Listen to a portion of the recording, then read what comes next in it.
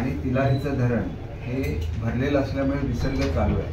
त्याच्यामुळे सर्व नागरिकांनी काळजी घ्यावी अशी विनंती आहे. NDRFची टीम ऑलरेडी सिंधुदुर्गमध्ये आहे. मी आता कलेक्टर ऑफिसला मीटिंग संपल्यानंतर पूर परिस्थितीबाबत सुद्धा चर्चा करणार आहे आणि पुराच्या काळामध्ये ज्यांचं नुकसान झालेलं आहे सरकार तर त्यांना मदत करेलच. त्याच्याचे आता नॉर्म्ससुद्धा बदललेले आहेत की पूर्वी आपण जर एखाद्या स्टॉलमध्ये पाणी गेलं की दुकानात तर आपण त्यांना मदत करत नव्हतो. आता तो सुद्धा नॉर्म बदललेला आहे आणि त्याच्यामुळे सर्वांना सरकारी मदत होईल. यंत्रणेवर सुद्धा खूप भार असतो आणि त्याच्यामुळे प्रत्येकाने आपले जे पंचनामे तेवढे करून घ्यावे. आता पूर्वीची सुद्धा जेवढी बाकी होती ही सर्व बाकी पाठवलेली आहे. त्यानं ते NDRFमधून ज्या ठिकाणी वॉल्स मंजूर झालेल्या होत्या, काही ठिकाणी जमिनी खचलेल्या होत्या, सगळ्याचे पैसे वर्ग आता झालेले आहेत. त्याच्यामुळे ही अडचण आता सिंधुदुर्ग जिल्ह्यामध्ये राहणार नाही. पुराची परिस्थिती आणि मी एरवीसुद्धा कधी माझा वाढदिवस मी स्वतः वाढदिवसाला उपस्थित नसतो. कार्यकर्ते अनेक वेळेला उत्साहाने वाढदिवस साजरा करतात. त्यांचं सगळ्यांचं मी मनापासून आभार मानतो. परंतु मी एक पथ्य नेहमी पाळलेलं आहे की शक्यतो मी वाढदिवसाच्या दिवशी लोकांना नाहक यायला लागतं. त्यांच्या नेहमी सदिच्छा माझ्यावर असतातच, परंतु कार्यक्रम मी साजरे करत नाही. आणि यंदा तर पुराची सुद्धा परिस्थिती आहे, त्याच्यामुळे यंदा वाढदिवसाला मी इथं नसणार आहे.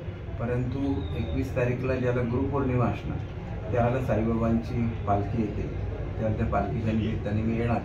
त्याला निश्चितपणे सर्वांना भेटेल. नेहमीच प्रेम मला सिंधुदुर्ग जिल्ह्याने देत राहिलेलं आहे आणि त्याच्याबद्दल मी सर्वांचाच आभारी आहे. त्यांच्या प्रेमामुळेच खूप काम मी करू शकलो. अनेक क्रांतिकारी निर्णय हे शिक्षणाच्या क्षेत्रामध्ये घेतलेले या वर्षापासून त्यांची अंमलबजावणी सुरू आहे.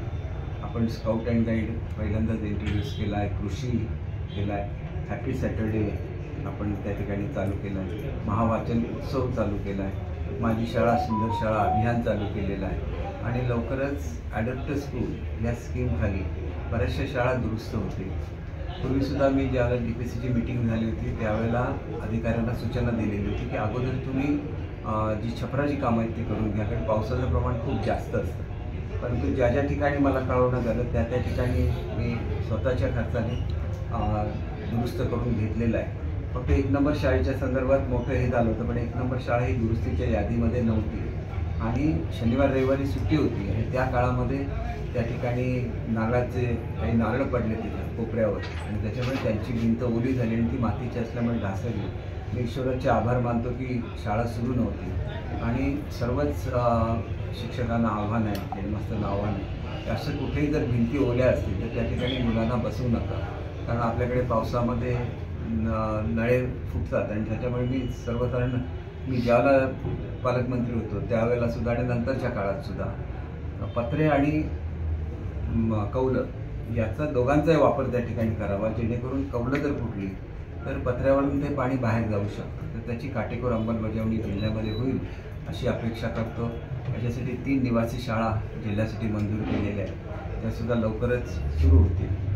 जिल्ह्यामध्ये आपण संपूर्ण इंटरॅक्टिव्ह एज्युकेशन सगळ्यात जास्त हे सिंधुदुर्ग जिल्ह्यामध्ये आहे आणि त्याच्यामुळे त्याच्याचबरोबर काही वेळेला ज्या लोकांना भरतीमध्ये संधी मिळालेली नाही टेम्पररी आपण ज्याप्रमाणे माजी शिक्षकांची वापर करण्याचं परवानगी दिलेली आहे त्याचप्रमाणे DED आणि PhD पास झालेली सुद्धा जी मुलं आहेत त्यांचा तात्पुरत्या स्वरूपात वापर हा रत्नागिरी जिल्ह्यामध्ये सुद्धा केलेला आहे. सिंधुदुर्ग जिल्ह्याला सुद्धा ही परवानगी दिलेली आहे, कारण हे दोन्ही अति पावसाचे आणि दुर्गम जिल्हे आहेत. त्याच्यामुळे तात्पुरता ज्या स्वरूपाच्या नोकऱ्या आहेत आणि त्यांनीसुद्धा कबूल केलेलं होतं की आम्ही तात्पुरत्या स्वरूपामध्ये परमनंट तर आम्हाला नियमाचं पालन करायलाच लागतं, नाहीतर या मॅटर कोर्टामध्ये जातात आणि तिथं त्या टिकत नाही आणि त्याच्यामुळे असा वेगळा नियम कुठल्याही जिल्ह्याला लावता येत नाही.